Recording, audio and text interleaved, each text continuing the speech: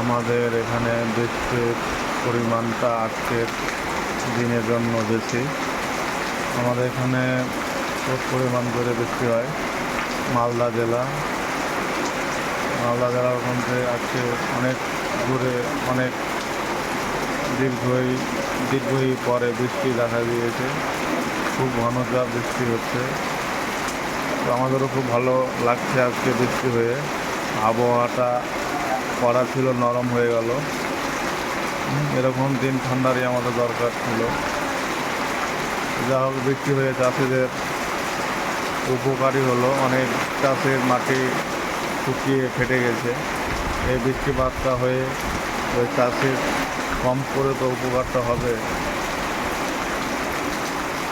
খুব ঘন চাপে বৃষ্টি আমাদের এখানে হচ্ছে।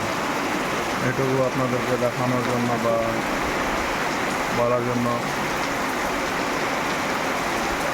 অসংখ্য ধন্যবাদ ভিডিওটা দেখার জন্য।